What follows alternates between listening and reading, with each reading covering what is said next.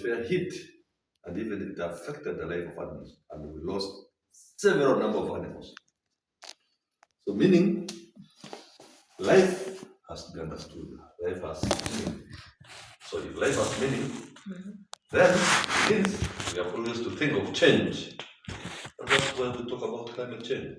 Climate change is the phenomenon that changes the normal routine of how we do things, how we work, how we integrate, how we relate, how we make life out of our day-to-day basis. So, Ngosera basically takes me to remember my cows, and I decided to name this farm after my lost cow, Ngosera. And this is from the animal to farm. Meaning, there's life in the farm. There's life in us today. There's life to continue. There's life to remember. There's life to think about the future. So Ngosera, as you can see, Nko, and then there's a fruit, which is an apple fruit, to get the leather off. And then Sarah. My cow resembled the giraffe. It was a brown cow with a long neck. So you could look at in the normal perspective, you could see it as a giraffe. So I decided to name this farm after him, after that cow, as well to remember my lost memories, lost past of things I've done, rightfully, wrongfully, like that. So here at Ngosera, when we come here, we find a piece of land in acreage of like 9 acres. That's where the farm is seated on. And here in this farm, you can see from comparative anatomy, from comparison between this side of community land and the other side. There's a forest within this Ngosera, a forest that we've created over time. And we've worked with our hands, we've worked with soil, we've worked with topography of land to produce or to bring about what you can see today.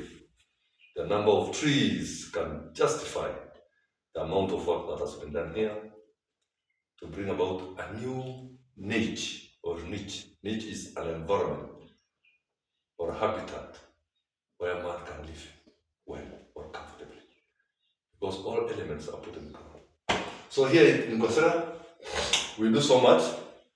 One of the things we do is we do ecological improvement. We improve the ecology, which is environment that has to do with trees, has to do with water, has to do with soil, has to do with people, has to do with birds, with animals, name it. So we do little farm in the name of demonstration. We demonstrate how to do kitchen garden, as you can walk around and see the kind of vegetables we've grown to those small demo sites. We can do many activities like beekeeping. We've done, we can produce some honey from our apiary. Apiary is the site for bees, where we keep bees here. They give us honey in plenty, basically for local consumption, for household consumption. We can do, because at the moment we have 14 beehives colonized, meaning it's honey. Routinely, we can harvest and leave it to replenish back. So you can say we can get sufficient honey for household use or for small use. We do poultry, the other farm, the other block, because we have blocked this place in series of blocks. Block A, Block B, Block C, Block D. So in Block A here, where we're located, we have fish ponds. We've located our fish ponds around here through a system of water catchment, whereby we attract water from the road into our home. I'm not sure if you've had time to go around to see, because there is water from the road coming in home, coming through a channel. Maybe we'll demonstrate some little time for you to see how we collect road water. From there, we make it into a pond using the dam liner. Dam liner is that kind of nylon where we put it inside. and then to trap water, not water to go. Then we do series of that, 1, 2, 3. The fields in, and then we introduce fish, fingerlings from a nearby dam. That's dam, prison dam. We got some fish fingerlings, fish, tilapia. From the local environment, there are also in fishes in water. So you go to introduce in, and now we have some fish around there. Then we've made our water collection points, like the dam miners next to the hole. We trap our rainwater, then put into ponds for commercial use, for use of our domestic here. We also do poultry. Poultry is keeping of chicken, cuckoos. The normal cuckoo, the free range, they walk around, they eat whatever they get, grass, doodles, and all that. So we've done in a very small scale, but it's good for us because we can get to know how to do a bigger farm of poultry. So this is Kenyan chicken is very nice because it is cost effective and they don't cost as much. Just buy the cuckoo from the neighbors and they grow. When we have friends, we have cook, eat with garlic, and then it's gone. We also do small dairy cows.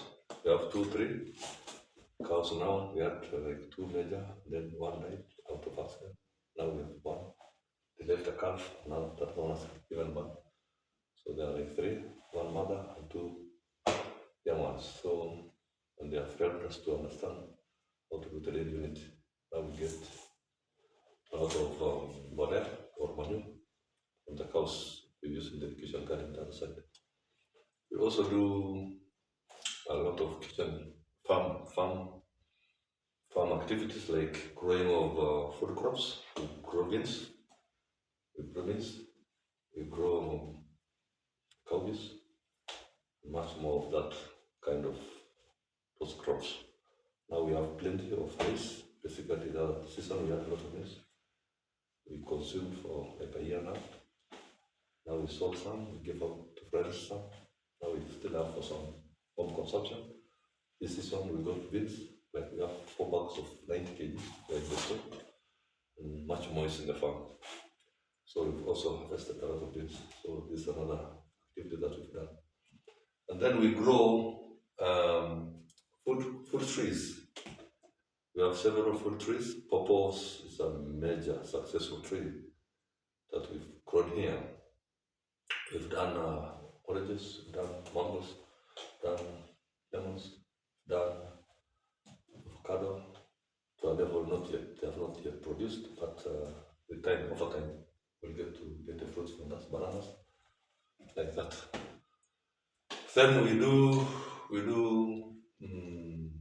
a lot of fodder crops, growing of fodder crops. Fodder crops are those crops used to feed animals. Like the napier grass, you see the napier grass here, it's improved the environment. The environment remains green. It also traps soil. We control soil erosion using the napier. From the trench, we have the soil, and then we grow the napier. And then the napier gives us the serene. Serene environment means it's a buffer zone from the eyes of people, eyes of everything. And if you can provide a fence, it's a light fence. It's also fodder for goats and cows. As well, it protects soil. It gives the environment the calmness that it needs. Then we do the sesmania. The sesmania is a very nice fodder crop rich in protein. And that's what we use to feed our goats, supply our Poggerton goats with a lot of Sesbania and Leukemia. These are fodder crops that fixes nitrogen in the soil, carbon. And it's a tree, it grows big. There are seeds, there's leaves, so it fixes nitrogen in this soil. What is missing in the soil is nitrogen fixation. Like I said, the carbon, they add carbon to the soil. That's what we talk about, carbon creep. We'll come to learn about that. So all this we have done over time for a period of time, like now since the inception of this farm, that's 2015. Today it was 10 years down the line, but before then, this land has existed. There were no trees, there were only 2 trees. So we've done afforestation. Afforestation is the growing of trees where there were no trees. Deforestation is removing of trees where there are trees. So for us, we've planted. So already we have a credit in terms of becoming champions as a people, as a farm, by putting a forest where there was no forest. So Gosera farm is a demo farm, basically, or a champion's farm, a person who has come out to take a step, to put something which is not there, which is desirable. Because forest in today world is the necessity of man. Is what man need to live better. Because forest brings so much, the value of forest in terms of oxygen, carbon dioxide, nitrogen fixation, climate change effect, attraction, food security, fuel, energy, serenity. It's home for birds, animals, monkeys, name them. So forest is what we've seen. We get timber from this forest, we get firewood from this forest, and much more. Get oxygen. So all this has come up over time because of knowledge. Because myself, I was able to link up to gain knowledge of how to live better, or how to live like going back to Garden of Eden. The Garden of Eden was that place where God had put man. And during the time of the early man, remember where God had put man, and there was food. There was food in abundance. There was honey, there was milk, there was name it, meat, people. There was no money. Meaning life was bearable. Before man became capitalistic means he knew the use of money, which is paper, to exchange with a resource. So you can give out paper and you are given your milk. Somebody gives you your paper, you take away your meat.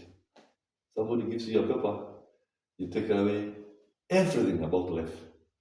So that's the life of capitalism. Capitalism means life which takes away the treasures in you through money, through paper money. Not like in the past when you do barter trade by trading. So now I thought of us getting knowledge. And this knowledge is going back to Garden of Eden. Garden of Eden was that farm where there was soil, there was water, there was man, there was everything. There was happiness. Over time, because of sophistication of man through technology knew how to live in a fast world, fast moving world. And the fast moving world is the life of money. So man forgot. So he became destructive. He could destroy the environment to gain other resources. So until he finished the environment, he destroyed the ozone. The ozone there is the cover beneath the sky, above the earth, that protects us from the sun rays, ultraviolet rays that penetrate through the ozone. Ozone is that cover which makes us not get the heat from the sun. So because of sophistication of man became so dangerous until he polluted the world. And because of pollution, heat had to hit through the ozone and then perforated the layer.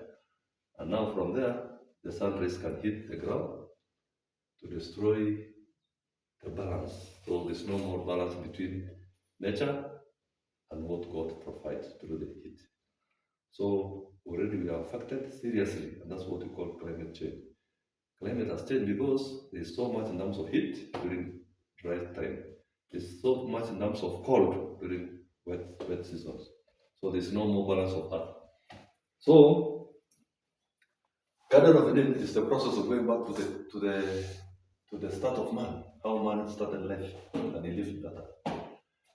Now, all this, what I'm trying to advocate about or talk about, is a study or a bit of knowledge where we have received through the study of permaculture. Permaculture is a new word, though it's old in the system, but people have never known. And this word comes from one word comes from two words, or two acronym. PAMA and then culture. PAMA from the word permanent, and the normal culture, where what means it means a way of life. For permanent way of life. Permanent way of life. It's a permanent way of life of how man can live. And this is how to live sustainably. Meaning sustainably means how you can live with sufficiency in terms of food, in terms of your network, in terms of how you rotate your life. You make your life in a complete cycle. You can eat from your hands, you can drink from your place of hope, where you live. So permaculture basically is a word that was brought about by two men. These are Australian philosophers or lecturers in the university by the name Bill Mollison. Bill Mollison was a lecturer and David Holmgren was a student. So at that time, David and Bill had an opportunity in school to discuss at length the effect of pollution at that time. They didn't know what was happening, but pollution was becoming rampant because of the Industrial Revolution. Industries were producing a lot of smoke. So there was trouble in the town. The town was becoming dirty because of social wastes. So Bill asked the student, David, what do you think about this smoke? Can you go and think about it? David went, brought a concept or a manuscript. He wrote something like a research paper. And then he told the lecturer, I found something. I found that life we are living today is not going lateral like this. Life today is going vertical. Vertical means we are already reducing the world into small. Why? Because of capitalism. Capitalism is the use of money. We have lost from socialism, where everybody moves together with other, whereby one person goes alone ahead of others and take it alone by himself. So what does that mean? It's all fine. What we need to do is we need to go back to the basics.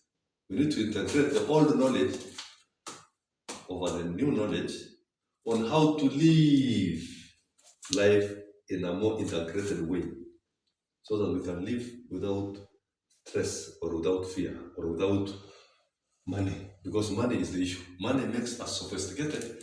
We produce jets, we produce bombs, we produce industries, we produce everything until we deplete the nature, we kill the nature. So let's go back.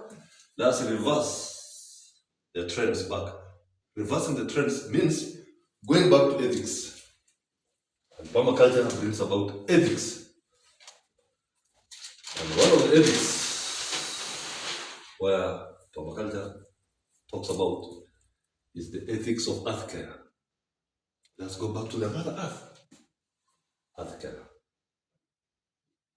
Earth care. First ethic, can you go back and take care of earth? Everybody must go back to the soil, go back to water, go back to trees, go back to